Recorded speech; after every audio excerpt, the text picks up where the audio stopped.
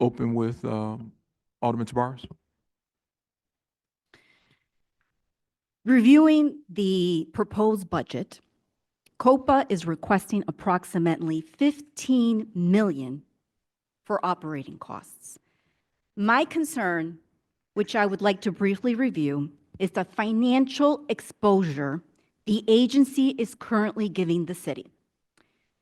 COPA is currently named as a defendant in multiple lawsuits.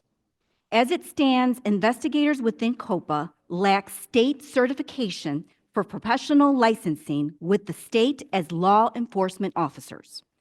This is a state requirement to conduct investigations regarding aggravated batteries, which include use of force instances like officer-involved shootings.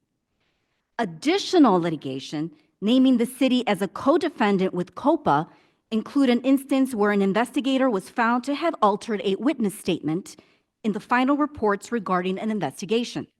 This led to disciplinary measures being brought against an officer. And further litigation includes allegations of firing employees of the agency due to their alerting the public of the lack of impartiality when it comes to how investigations are managed and findings are rendered. Another thing I want to point out is the city's lack of a disciplinary matrix and the agency's repeated failure to provide precedents for recommended discipline. All of this has led to costly and unsuccessful arbitration hearings. COPA's recommendations are being lowered or thrown out. These costly hearings these costly hearings come not from COPA's budget, but from the city's law department. My biggest concern is the cost associated not with pending litigation tied to operations and lack of professionalism, but the real cost of the impact COPA has on officers in the field. Every Chicago police officer knows the scrutiny they will face if they're required to use deadly force. When we compare the incident in the 11th District, where an officer was shot while conducting a traffic stop, and the response and the more recent death of Officer Enrique Martinez, we clearly see the choices that police officers have to make. Knowing both investigations are ongoing, every officer that I have ever spoken with has related a lack of faith in the impartiality of COPA. It gives them a very real concern that this will lead to hesitation when it comes to making a split-second life or death decision. A decision they're justified in using under reasonable circumstances.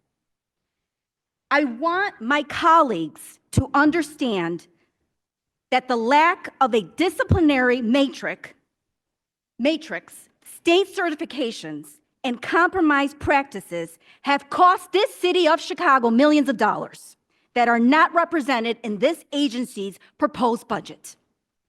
And let me end with this comment before I move on with my questions.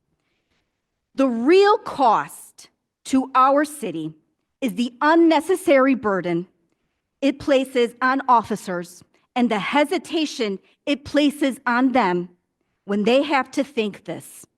If I have to use deadly force, even if I've been shot, COPA is going to go on a media tour to sow doubt about my actions.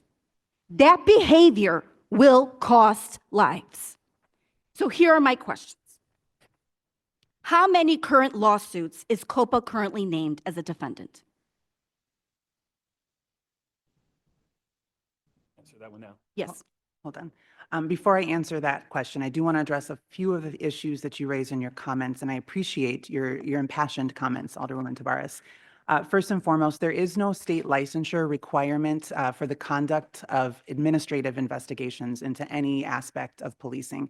There are state law requirements under the Police and Community Relations Improvement Act with respect to criminal investigations. COPA is not, of course, conducting criminal investigations. So I do think that's an important distinction that needs to be made. With respect to the lack of a disciplinary matrix, COPA agrees that there is an inherent issue with respect to the entire city's approach to discipline of officers. There was an unfair labor practice claim raised by, I believe, the FOP and perhaps the PPBA as well, that resulted in the lack of our ability to utilize the pre-existing disciplinary matrix. So what is COPA's recommendation on adopting a Well, I want to be clear. The city has an obligation to go back to the bargaining table with its police unions in order to develop a disciplinary matrix to move forward with one. So we've undertaken, and we're doing this in partnership with the independent monitoring team under the consent decree, because one of our consent decree paragraphs that we're obligated to fulfill relates specifically to the issue of disciplinary recommendations. And so our approach, because we are not able to use a matrix, is really to determine a set of aggravating and mitigating factors that will ultimately be able to result in a recommendation made to the police department that more succinctly lays out this basis. And so our program and approach to that is happening in our Policy Research and Analysis Division. And we're doing so in partnership with CPD. They're well aware of the principles that we're relying on. And really, as I've spoken many times to members of CPD as well as the superintendent himself, as the employer, it is his primary responsibility to determine specific amounts of discipline. What we are poised to do and what we have authority to do is merely make a recommendation. And so we understand that. And you see time and time again, when we have disagreements between COPA and the Chicago Police Department, we often acquiesce to what the superintendent is seeking with respect to the amount of discipline. There are times we're so far from one another that that's not possible, but those are the exceptions. The vast majority of our recommendations are either agreed to by the superintendent, or in the non-concurrence process, we're able to come to agreement and find middle ground. So I think that's a positive thing. With respect also to arbitration awards, you mentioned COPA's arbitration awards being reduced. CPD's arbitration recommendations are also routinely being reduced. That's an issue for arbitration and arbitrators and how they do their work. It's not unique to COPA versus the Chicago Police Department's BIA investigations or even the OIG's investigations, let alone all the other city agencies whose unionized staff and their disciplinary recommendations go through an arbitration process. I also just want to mention that I think, you talked about having all of the officers that you've engaged with having and expressing concerns about COPA's scrutiny of their work and their split-second decision-making. A couple of key pieces. Number one, we are applying the reform principles that turned into CPD policy as a basis of the consent decree and even work that began before that in the midst of the Department of Justice investigation. So these are not principles or rules that we are, coming up with on our own. These are the policies of the Chicago Police Department. We sometimes disagree with the police department about what weight to give certain evidence, et cetera. But at the end of the day, these are principles that are in place largely with the belief that they will help keep officers safer when followed appropriately.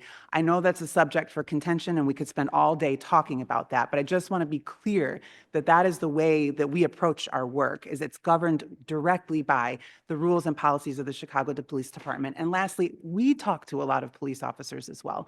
I myself make sure that I'm personally attending every promotional class and engaging with what turns out to be hundreds of soon-to-be sergeants, lieutenants, and captains year over year.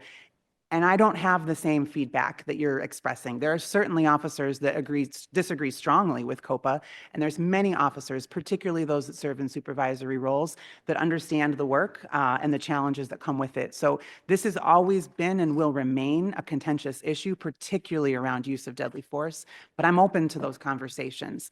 But your real question, and what you ended with, was about the lawsuits. I can provide through the chair a list of all of the number of lawsuits, but that's also not new to COPA. There are lawsuits filed with respect to disciplinary outcomes all the time. I obviously can't comment on any current pending litigation, but I do want to make clear when it comes to my staff and the disciplinary decisions that I have to make as in my role as chief administrator, I don't make those choices unless I've done so with prior consultation with the Department of Law in each and every one of those decisions. So I can't say more than that with respect to any pending litigation, but I will say that we are routinely, in our predecessor agencies, we're routinely in litigation relative to disciplinary measures, and that that is part of the job, unfortunately, that we do. Well, Ms. Kirsten, it's my understanding you were the investigator who was found during the course of interest and arbitration to have altered a witness statement. CPD detectives would have faced severe ramifications if they were found to have done this. What discipline did you face? I actually don't know what you're speaking about. That is not an allegation that's been brought to my attention at all. So if there's pending litigation with respect to that, it has not been brought to my attention. You have other questions?